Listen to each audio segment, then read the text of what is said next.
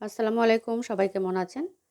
এটা বাঁধাকপি, শীতকালে তো বাঁধাকপি খেতে খুব ভালো লাগে। যদিও আমাদের এখানে সারা বছরই বাঁধাকপি, ফুলকপি এগুলো পাওয়া যায়, তবে শীতকালেরটা আসলে একটু অন্যরকম লাগে। এটা ঘন্ট করব। ঘন্টটা কিভাবে করব পুরো ভিডিওটা দেখবেন, আশা করি ভালো লাগবে। সবসময় তো আমরা ভাজি, তারপর পাকোড়া এগুলো খাই। আর এখানে মাছ নিয়েছি, এগুলো হচ্ছে আপনার সামুদ্রিক মাছ। সামুদ্রিক মাছ কিন্তু শরীরের জন্য খুবই উপকারী। মাছটা কেটে ধুয়ে পরিষ্কার করে নিয়েছি। দেখুন, আমরা তো সব সময় বাঙালি দোকান থেকে এনে রুই কাতলা এগুলো খাই। রুই কাতলার চেয়ে এই মাছগুলো কিন্তু অনেক স্বাস্থ্যসম্মত। আর সামুদ্রিক মাছ তো জানেনই কত উপকার শরীরের জন্য।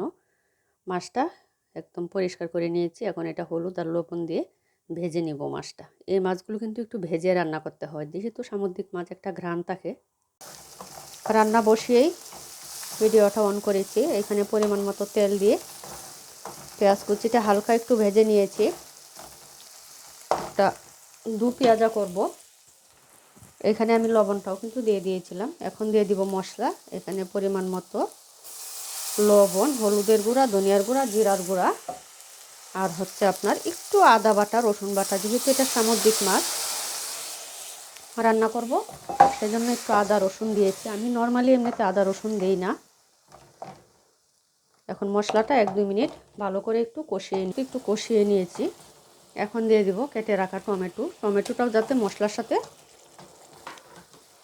কষে যায়, সেজন্য টমেটোটা এখন দিয়ে দিলাম। আর একটু মোটা মোটা করে টমেটোটা কেটেছি। মশলা টমেটো একটু কষিয়ে নিয়েছি। এখন দিয়ে দিব ভেজে রাখা মাছ। এগুলো সামুদ্রিক মাছ।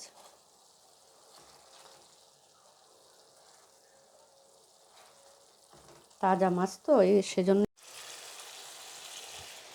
এখন দিয়ে দিব অল্প করে একটু ঝোল, কারণ একদম শুকনা কিন্তু খাওয়া যাবে না। মাছটা একটু ঝোল ঝোলই করব, খুব বেশি ঝোল হবে না, মাখা মাখা টাইপের হবে।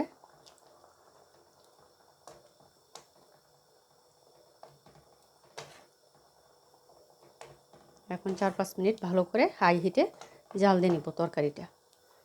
যে যেখান থেকে দেখছেন, যদি ভালো লাগে তাহলে ভিডিওটা শেয়ার দিবেন, লাইক কমেন্ট করবেন, পেজটা ফলো দিবেন। রান্নাটা শেষ। দেখুন ঝোলটা কিন্তু অনেক কমে গিয়েছে, নামানোর পরে আরও কমে যাবে। এখন দিয়ে দেবো কয়েকটা কাঁচামরিচ আর দেবো ধনিয়া পাতা। একদম সহজ একটা রান্না, খেতে কিন্তু এই বোনাটা অনেক ভালো লাগে। এটা কিন্তু দু পেঁয়াজার মতোই করেছি, একটু টক মিষ্টি হবে। টমেটোর পরিমাণটা বেশি দিয়েছি। এখন 1-2 মিনিট জাল দিয়ে চুলা অফ করে দিই।